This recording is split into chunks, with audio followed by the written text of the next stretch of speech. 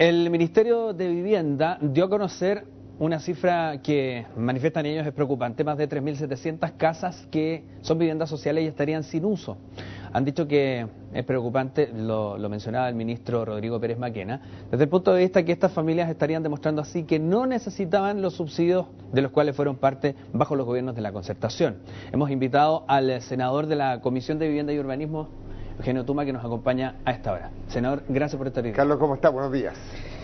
Bien, aquí revisando estos datos que aparecen en el cierre de semana, que en realidad a uno le llaman la atención, porque si la persona o el grupo familiar necesita una casa, suena lógico lo que dice el ministro, debería usarse, ¿no? Bueno, aparentemente sí, pero yo quiero señalar de que esas 3.788 viviendas correspondientes a la construcción del 2006 al 2010 es un 1,3% del total de 271.000 viviendas sociales que entregó el gobierno de la presidenta Bachelet principalmente.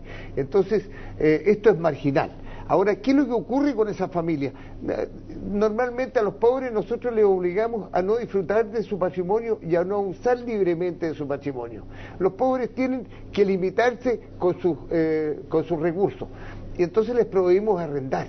Y ahora nos quejamos de las casas tan desocupadas. Están desocupadas porque en muchos casos por razones laborales. Fíjese usted que en Arica el 24% de las viviendas están desocupadas. ¿Y por qué están desocupadas? Porque sus moradores no tienen trabajo ahí.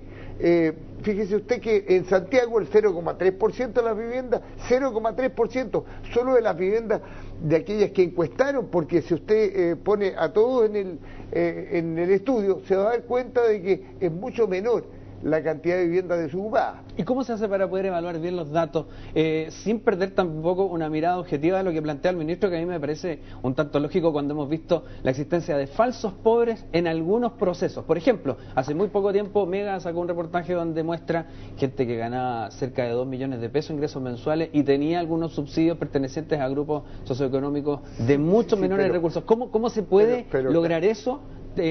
Sopesando los datos. Pero Carlos, para no usted comprenderá que el Ministerio de Vivienda no puede concentrar todo su actuar en 2 años que no ha promovido lo que son los subsidios a más de 200.000 familias que están esperando que le entreguen los subsidios. Concentrar todo su accionar en perseguir a los pobres que no usan sus viviendas.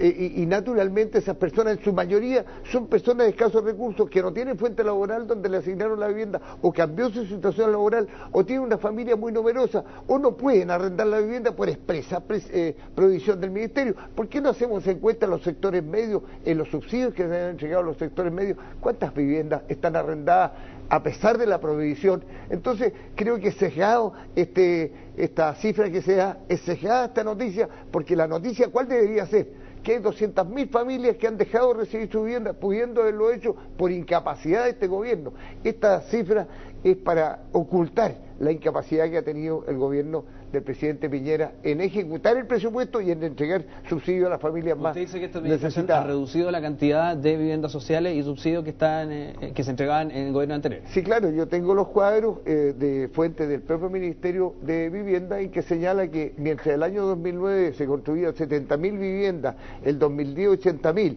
con terremoto, sí, ahí hubo un presupuesto especial que le dimos por terremoto, han sido ineficientes para ejecutar las viviendas de reconstrucción. A pesar de eso, ahora han bajado a 40.000 viviendas, entonces se van a quedar 40.000 personas anuales. Revisemos datos, que nosotros tenemos algunos gráficos por ahí que muestran esa información. Eso es lo que usted está señalando, bueno, la caída en el...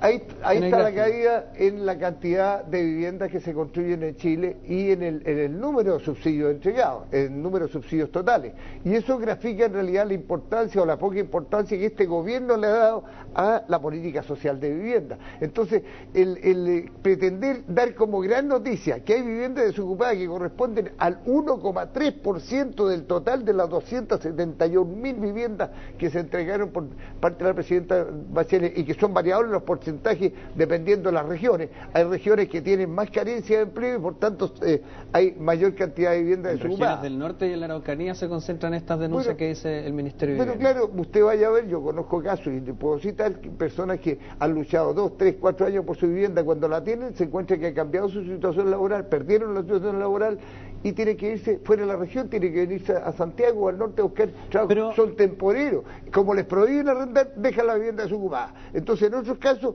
les critican porque han arrendado la vivienda. Entonces, bueno, ¿por qué a los pobres los tenemos que tratar siempre de estar persiguiendo con sus pocos únicos bienes que tienen? Evitando los adjetivos de si es la gran noticia o la principal noticia, esta o la de la reducción de la entrega de vivienda. Pongámoslo en términos nomás de temas que se discuten sobre la mesa. ¿Le parece a usted, como miembro de la Comisión de Vivienda, que debiera estudiarse la denuncia que hace el ministro? Bueno, de hecho se está estudiando, se está focalizando de mejor manera, se está pidiendo un compromiso que las familias que obtengan el subsidio tienen que vivir ahí, pero usted comprenderá que una familia que gana un subsidio y que sus miembros son 6 o 7, no caben en una vivienda de 42 metros. Entonces, ¿qué hacen ellos? ¿Tienen que dividir la familia o quedarse donde están en espera de tener recursos para hacer la ampliación o para postular el subsidio de ampliación? ¿Cómo el proceso de ampliación de casa en ese tipo de entrega de vivienda? Es otro subsidio.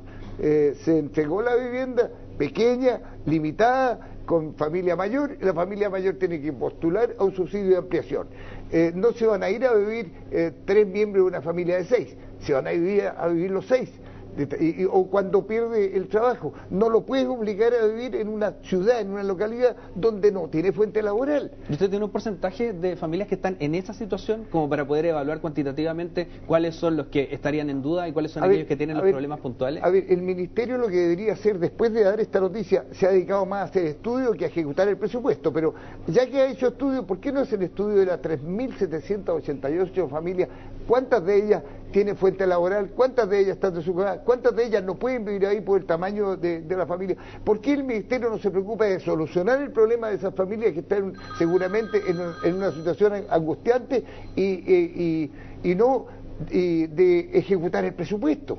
¿Por qué no ejecuta el presupuesto mejor? ¿Por qué no se preocupa de aumentar o satisfacer la atención a tantos comités? 200.000 familias están postulando a un subsidio de vivienda. Se demoraron 18 meses en dictar un reglamento para las nuevas normas de llamado a concurso. Todavía no llaman a concurso. ¿Y qué mirada podría darle, por ejemplo, a una persona que hoy día está en un grupo como Anda Chile u otra agrupación que representa intereses de personas que están más en el sector clase media quizás y que dicen nosotros tenemos subsidio, recibimos una vivienda y tenemos que además estar pagando mensualmente por ella y consideramos que esto es injusto, que aquellos a los que hoy día no pagan por la vivienda porque la entregaron con absoluto pago de ella, no la están usando? Bueno, pero ¿a quién le entrega el subsidio? El Estado. Le entrega a los más vulnerables.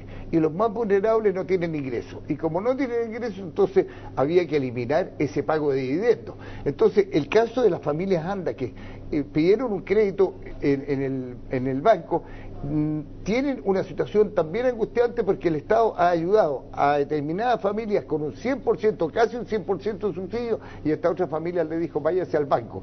En circunstancia que esas familias que le dijeron váyase al banco no tienen la capacidad y además el banco le abusó de ellos con las tasas de interés y con una vez vencida la deuda o que caen en morosidad, les acumulan todos los intereses, les castigan. ¿Pero ellos podrían sentir que es injusto que algunos que no están pagando además no usen la casa?